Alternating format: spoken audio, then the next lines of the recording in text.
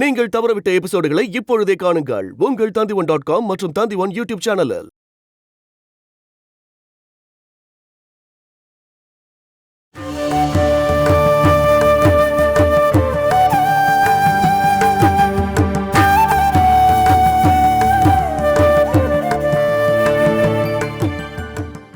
எங்க நீங்க என்ன யோசனை பண்ணிட்டு இருக்கீங்க?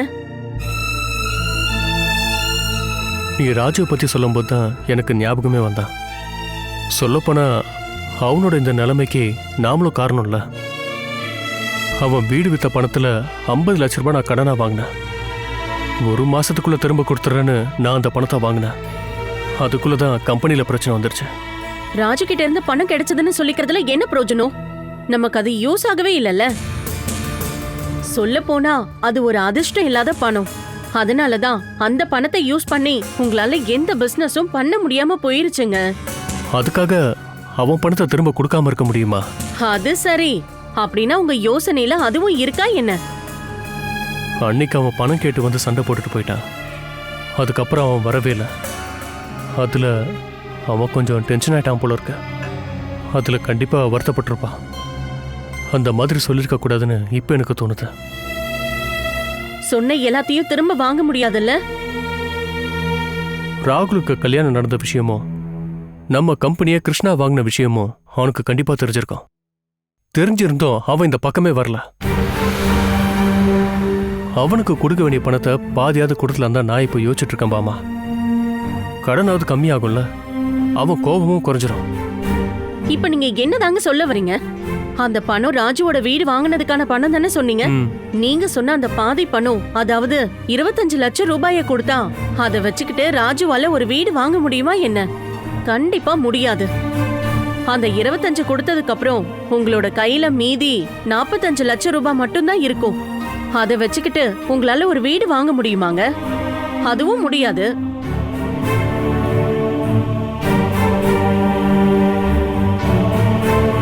சொல்ல போனா உங்க 2 பேராலையும் வீடு வாங்க முடியாது. ஒருவேளை எல்லா பணத்தையும் திரும்ப கொடுத்துட்டோம் அப்படின்னு வச்சுக்கோங்க, அதுக்கப்புறம் அவ கோவம் போயிடுமா என்ன? அது கண்டிப்பா போகவே போகாதுங்க. அதனால நீங்க இப்போதைக்கு அவங்க பணத்தை திரும்ப கொடுக்கலாம் வேண்டாங்க.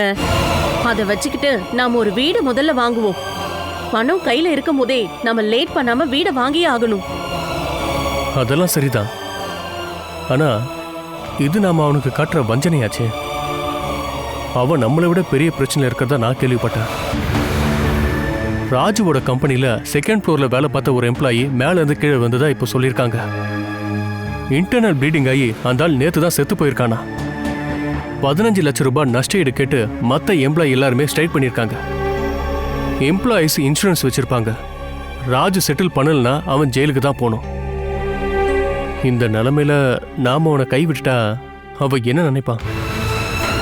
ராஜுவுக்கு பணம் கொடுக்க வேண்டான்னு நான் சொல்லவே இல்லைங்க. அதை இப்ப கொடுக்கலாமா இல்ல இப்போதைக்கு கொடுக்காம இருக்கிறது நல்லதா இல்லையான்னு நீங்களே கொஞ்சம் யோசனை பண்ணி பாருங்க. நீங்க தெரு தெருவா சுத்தறத பாக்கணும்ன்றதுக்காக மேலாங்குளத்துல ஒருத்தி காத்துக்கிட்டு இருக்கா, கிருஷ்ணா.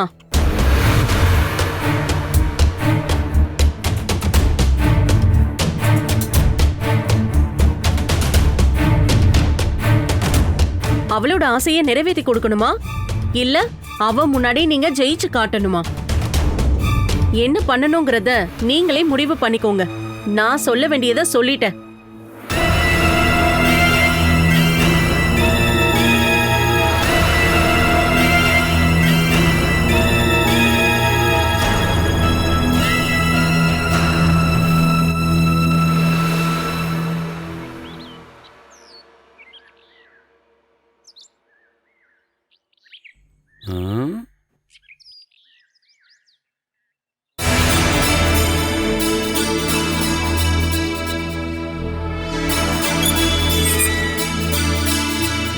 யார் நீங்க? இது மகேந்திரன் சாரோட. ஆமா, மகேந்திரன் சாரோட வீடுதான். நீங்க யாரு? அப்படின்னா நான் சரியான இடத்துக்கு தான் வந்திருக்கேன். சொன்னதை வச்சு ஒரு யூகத்தினாலதான் இங்க வந்தேன். இங்க வந்ததுக்கு அப்புறம் எனக்கு ஒரு சந்தேகம், அந்த வீடா இந்த வீடான்னு. அப்புறம் நான் பாட்டுக்கு நினைச்சுக்கிட்டு இங்க வந்தேன், இதே வீடுதான்னு. நான் கெஸ் பண்ணது தப்பு இல்லைன்னு. நீங்க யாருன்னு இன்னும் சொல்லவே இல்ல. ஐயோ, அதை நான் மறந்துட்டேன் பாருங்க. வீடு கண்டுபிடிச்ச சந்தோஷத்துல நான் இருந்துட்டேன். இங்க பாருங்கக்கா, இந்த சிட்டில வீடு கண்டுபிடிக்கிறதுக்கு நான் படுற கஷ்டம் இருக்கே, அதை சொல்லாம இருக்கிறது தான் நல்லது. திரும்புற இடமெல்லாம் வீடா தாக்கா இருக்கு, அதுவும் எல்லாம் ஒரே மாதிரியா இருக்கு. அதை எப்படி நாம கண்டுபிடிக்கிறது? சரி, அதை விடுங்க. யாருக்கிட்டையாவது போய் கேட்கலாம்னு நினைச்சோம்னா, சிட்டில கண்டுபிடிக்கிறது சாதாரண விஷயமா? அது பெரிய அலைச்சல்கா. உங்க பக்கத்து வீட்டுல யாரு இருக்காங்கன்னு உங்களுக்கு தெரியுமா?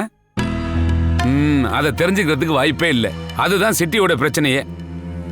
அப்படி இருக்கும்போது எப்படி ஒரு ஆளோட வீட்டை கண்டுபிடிக்க முடியும்? அதுக்கு தான் இப்ப சிட்டில இருக்க வீட்டுக்கு நம்பர் போட ஆரம்பிச்சிட்டாங்க.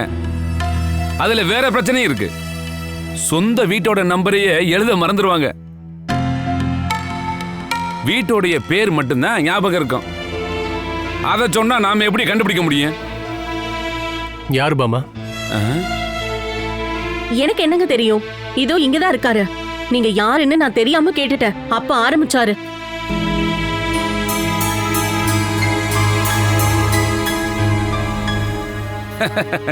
சார், நீங்க உள்ளதா இருந்தீங்களா? நீங்க யாரு? சிட்டில ஒரு வீட்டை எப்படி கண்டுபிடிக்கிறதுன்னு நான் அக்கா கிட்ட சொல்லிக்கிட்டு இருந்தேன். நிறுத்த, அதெல்லாம் முடிஞ்சு போச்சு. நீ யாருன்னு சொல்ல. ரொம்ப நேரமா பேசிட்டு இருக்கீங்க. ஐயோ, அதை நான் சொல்லாம விட்டுட்டேன்ல. சாரி. வீட்டை கண்டுபிடிக்கிறதுக்காக நான் ரொம்ப நேரம் அலைஞ்சேன். அந்த நினைப்புல நான் சொல்ல வந்ததை மறந்துட்டேன். என் பேர் பொன்னப்பன். நீங்க எதுக்காக வந்தீங்க? என்ன பார்க்கவா? உங்களை பார்க்கத்தான். நான் உங்களை பார்க்கணும் அப்படிங்கிறதுக்காக தான் நான் ரொம்பவே அலைஞ்சு திரிஞ்சு உங்க வீடை தேடி கண்டுபிடிச்சு இங்க வந்திருக்கேன். கொஞ்சம் தள்ளுங்க.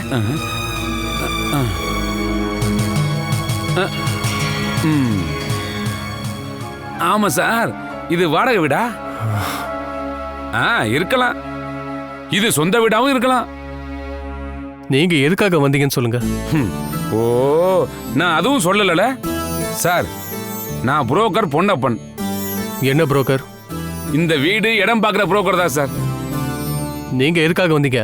உங்களை யார் அனுப்புனது? சார், ஒரு வீடு வேணும்னு கேட்டிருந்தீங்களே. உங்களை யார் அனுப்புனது? எனக்கு வீடு வேணும்னு உங்களுக்கு யார் சொன்னா? சார், நீங்க வாசுகிட்ட சொல்லியிருந்தீங்கல்ல உங்களுக்கு ஒரு நல்ல வீடு வேணும்னு. வாசு அண்ணன் தான் என்னை இங்க அனுப்பி வச்சது. அது சரி, இதை நீங்க முதலே சொல்லிருக்கணும். சரி, உட்காருங்க. அக்கா, ஒரு கிளாஸ் தண்ணி கிடைக்குமா? மோர் கொடுத்தீங்கன்னா ரொம்ப ரொம்ப நல்லது. நாங்க மோர்லாம் யூஸ் பண்ண மாட்டோம். வேண்டாம், தண்ணி மட்டும் கொடுங்க. அப்பா, என்ன ஒரு வெயில். இந்த வெயில் நடக்கிறதே ரொம்ப சிரமமா இருக்கு. அப்படி இருக்கும்போது வெயில்ல வேலை செய்யறவங்களை நினைச்சு பாருங்க. அதை கேட்டா ஆளுங்க என்ன சொல்லுவாங்க தெரியுமா? ஃபாரின்ல இதை விட அதிகமான வெயில்ல மனுஷங்க வேலை செய்யறாங்கன்னு. அதுவும் சரிதான். ஆனா அதுக்கு கை நிறைய காசு கிடைக்கும். இப்ப அங்க விட இங்கதான் வெயில் அதிகம். சரி, அதை விடுங்க. நீங்க வீட்டை பத்தி சொல்லுங்க. அது சரிதான். நாம அதை பத்தி பேசத்தானே இங்க வந்திருக்கோம். நீங்க சொல்லுங்க, உங்களுக்கு எப்படிப்பட்ட வீடு வேணும் சார்? அது வந்து இந்தாங்க.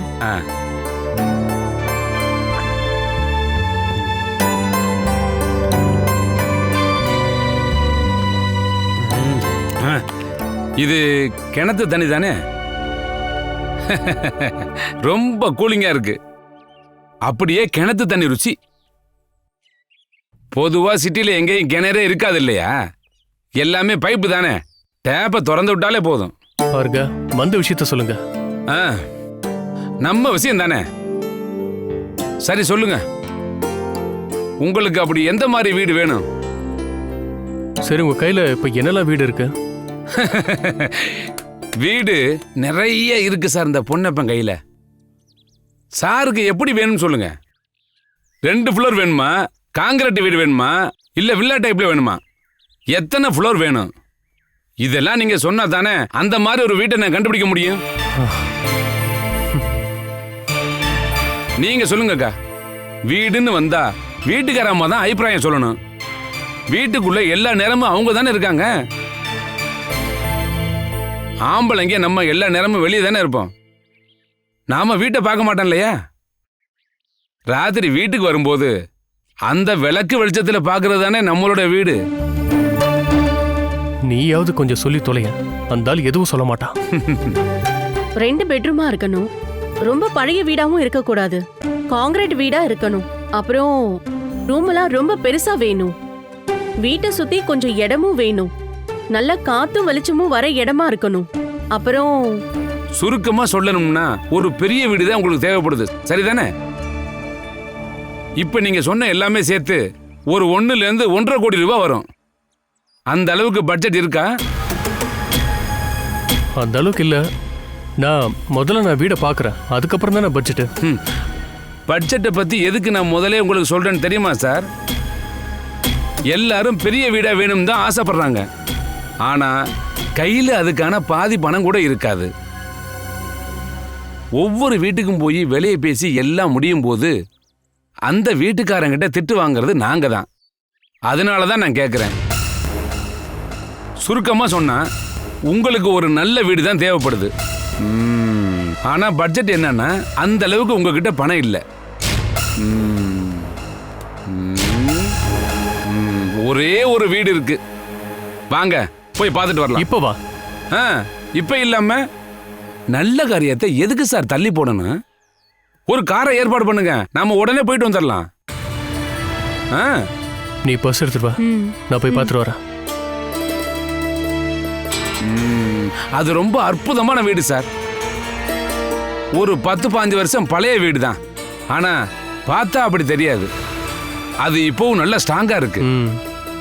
ஒரு 100 வருஷத்துக்கு எந்த பிரச்சனையும் இல்லை. விலைக்கு தகுந்த வீடு தானே சார் கிடைக்கும். அது உங்களுக்கு பிடிக்கும். இது கண்டிப்பா நடக்கும் சார்.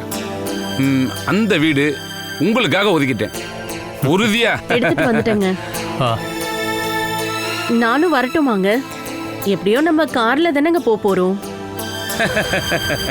நானே உங்ககிட்ட சொல்லலாம் தான் இருந்தேன்.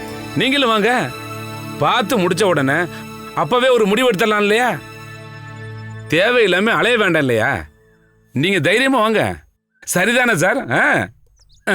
சரி, நீயும் வா, அதான் நல்லது. ஐயோ அக்கா, போய் ரெடி ஆயிட்டுல வர வேண்டாம்.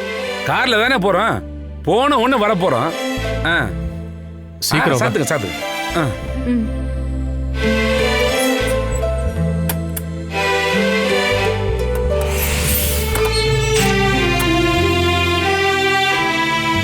போலாமா? வா.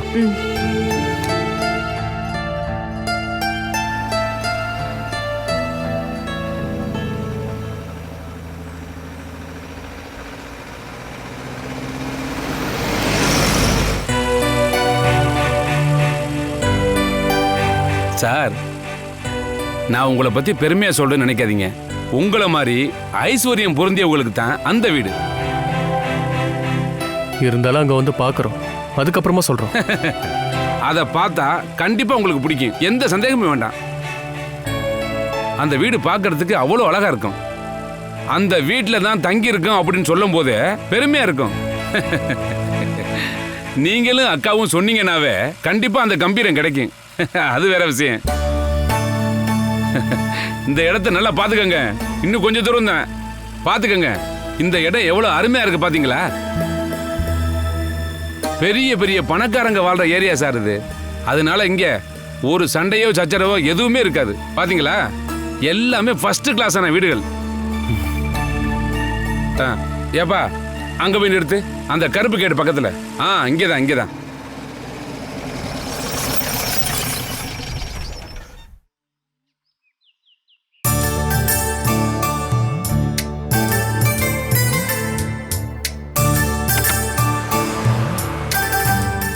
வாங்க சார், நாம உள்ள போய் பார்க்கலாம். வாங்க சார். வா, இறங்கு.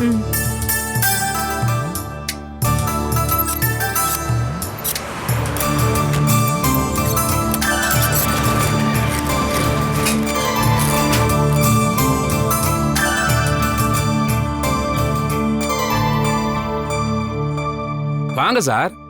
வெளியில இருந்து பாக்குற மாதிரி உள்ள இருக்காது. ஃபுட்பால் கிரவுண்ட் மாதிரி உள்ள இருக்கும். எல்லாம் பெருசா கிடக்கு. ஹாலு, ரூமு, பாத்ரூமு எல்லாமே. என்னங்க ரொம்ப நல்லா இருக்குங்க. ம் ஆனா இது 1.5 கோடி ரூபாய் விலை போகும். நாம சும்மா பார்க்க வந்திருக்கோம். அட வாங்க சார்.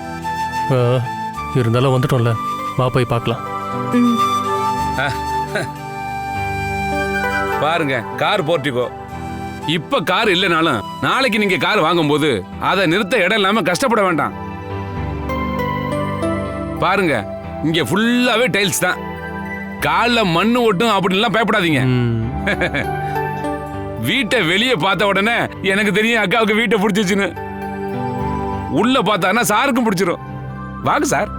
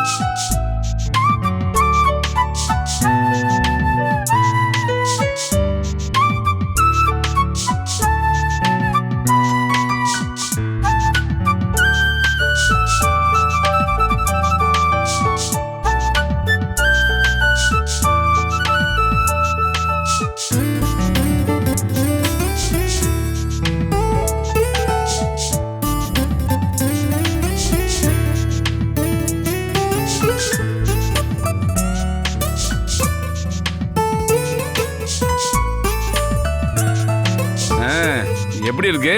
உங்களுக்கு பிடிச்சிருக்கா? இந்த வீட்டோட மொத்த ஏரியா எவ்வளவுன்னு சொன்னீங்க? மேலையும் கீழையும் சேர்த்து 6000 ஸ்கொயர் ஃபீட். அதுக்கு அதிகமா தான் இருக்கு, கம்மியா இருக்காது, உறுதியா சொல்றேன். அது மட்டும் இல்லாம பார்த்தாலே தெரியும்ல சார், இது எல்லாம் எவ்வளவு விலை போகும்னு தெரியுமா? பாத்தியலா எப்படி எல்லாம் டிசைன் பண்ணி வச்சிருக்காங்கன்னு. வீடு பிடிச்சிருக்கா சார்? நீங்க இதுவரைக்கும் ரேட்டை சொல்லவே இல்லையே. உங்களுக்கு பிடிச்சிருக்குன்னு சொல்லுங்க, இப்பவே பிசினஸ் முடிச்சிடலாம். ரேட்டு சொல்லாம எப்படிங்க பிசினஸ் முடிக்க முடியும்? விலையெல்லாம் ரொம்ப கம்மி தான் சார். இதோட ஓனர் அமெரிக்காவில் இருக்காரு, அவர் அங்கேயே செட்டில் ஆயிட்டாரு. அப்புறம் எதுக்காக அவருக்கு இந்த வீடு? அதனாலதான் இந்த வீட்டை வித்தரலாம்னு முடிவு பண்ணிட்டாரு. அவங்க இந்த வீட்டை சீக்கிரமா விற்கணும் தான் நினைச்சிட்டு இருக்காங்க. அவங்க அங்க பெரிய பெரிய பிசினஸ் எல்லாம் பண்ணிட்டு இருக்காங்க. அவங்க எதுக்கு இங்க வர போறாங்க? அதனாலதான் இந்த வீட்டை விற்கலாம் முடிவு பண்ணிட்டாங்க. பொண்ணப்பா, தயவு செஞ்சு நீங்க விலையை சொல்லுங்க. உங்களோட பார்வையில இது என்ன விலை போகும்? உங்க விலையை சொல்லுங்க. அது எப்படிங்க?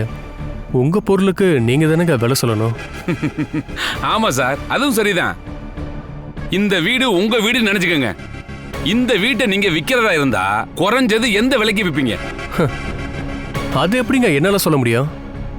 சும்மா ஒரு யூகத்துல சொல்லுங்க சார்.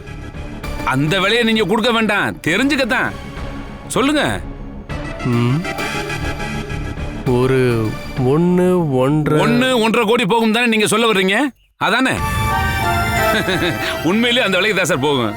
ஆனா இந்த வீட்டோட ஓனரு அவ்வளவு விலையை சொல்லவே இல்லை. அதனாலதான் நான் உங்ககிட்ட இப்ப சொன்னேன், உங்களுக்கு இந்த வீடு லாட்டரி அடிச்சது மாதிரி. பொண்ணப்பா, விலையை சொல்லுங்க, எனக்கு நிறைய வேலை இருக்கு. நீங்க ஒரு 75 லட்சம் ரூபாய் கொடுத்தா போதும். இந்த வீட்டோட விலையவா நீங்க சொன்னீங்க? ஆமா சார், உங்களால நம்ப முடியல அதானே? நீங்க வெறும் 75 லட்சம் ரூபாய் கொடுத்தா இந்த வீடு உங்களுக்கு சொந்தம். ஒரிஜினல் விலையில இருந்து பாதி விலைக்கு எங்கேயாவது வீடு இடமும் கொடுக்கறத நீங்க பாத்திருக்கீங்களா என்ன? உண்மைதான் சார். உங்களுக்கு வீடு பிடிச்சிருக்கா என்ன?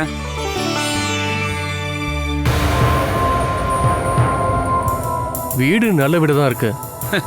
ஆனா விலை தான் இன்னும் கொஞ்சம் நீங்க கம்மி பண்ணலாம்ல. இத பாருங்க சார், சாதாரணமா வீட்டோட விலையை சொல்லும் போது அதை வாங்க வர்றவங்க அதோட விலையை பார்த்து தான் வாயை பொளந்துக்கிட்டு நிப்பாங்க. ஆனா இங்க தலைகளா திரும்பி இருக்கு. விலை குறைவா இருக்க காரணம் உங்களுக்கு தெரியணும். விலையை குறைக்கிறதுக்கு ஒரு காரணம் இருக்கு சார்.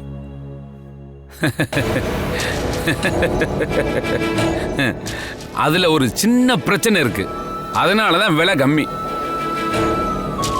என்ன பிரச்சனை? இந்த அமெரிக்கக்காரருடைய அம்மா பேர்ல தான் வீடு இடமும் இருந்துச்சு. அவங்களுக்கு 4 பசங்க. அதுல 3 பேரு அமெரிக்காவுல. அவங்க போய் ரொம்ப வருஷம் ஆச்சு. கல்யாணம் முடிஞ்சு குடும்பமாகி அங்கே நிரந்தரமா தங்கிட்டாங்க. 4வது ஆள் தான் பிரச்சனையே. அந்த ஆளுக்கு என்ன பிரச்சனை? அந்த அம்மா 12 வருஷத்துக்கு முன்னாடி இறந்துட்டாங்க. இந்த 4 பேரும் தானே அவங்க வாரிசு. அதுல 4வது ஆளு 10 வருஷத்துக்கு முன்னாடியே ஊரை விட்டு போயிட்டாரு. எங்க இருக்காருன்னே தெரியல. அதான் இப்ப பிரச்சனை. அந்த ஆளை பத்தின ஒரு தகவலும் இல்லையா? இவங்களும் தேடி பார்த்தாங்க. கேரளாவில் வச்சு பார்த்ததா தான் யாரோ சொன்னாங்க. இந்த 3 பேரும் சேர்ந்து 3-4 வருஷத்துக்கு முன்னாடி அந்த ஊர் ஃபுல்லா நல்லா அவங்க தேடி பார்த்துட்டாங்க. எந்த தகவலும் இல்லை. செத்து போயிருப்பாருன்னு தான் அவங்க சொல்றாங்க. அத சும்மா சொல்ல முடியுமா என்ன? சுனாமி வந்தப்ப கடல் அலை எத்தனை பேரை இழுத்துட்டு போயிருக்கு. அதுக்கு ஏதாவது கணக்கு இருக்கா? இல்ல ஆதாரம் தான் இருக்கா? இவரும் அந்த மாதிரி செத்துருக்க வாய்ப்பு இருக்கு இல்லையா? அது மட்டும் இல்லாம அவர் உயிரோட இருந்திருந்தா நேரம் வந்திருப்பார் இல்லையா?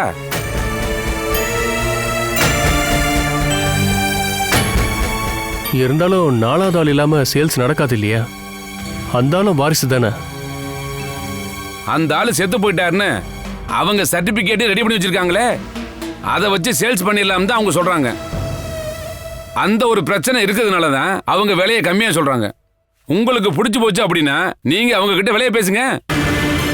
இந்த 4வது ஆள் செத்துட்டான்னு சொல்லி ஒரு சர்டிபிகேட் ரெடி பண்ணி சேல்ஸ் பண்றாங்க. கொஞ்ச நாளைக்கு அப்புறம் அந்த ஆள் திரும்ப வந்தா அதுதான் ரிஸ்க். அதுக்கு நேர் எதிராக யோசனை பண்ணி பாருங்க.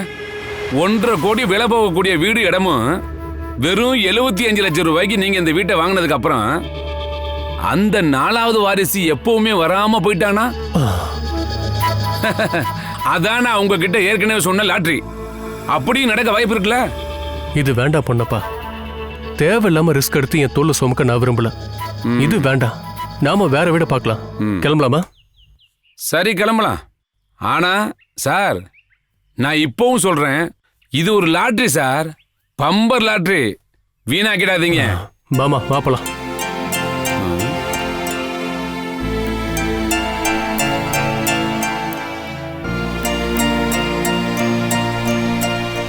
சார் நீங்க போயிட்டு வாங்க சார். நான் அந்த அமெரிக்கா பார்ட்டியை பார்க்கறேன்.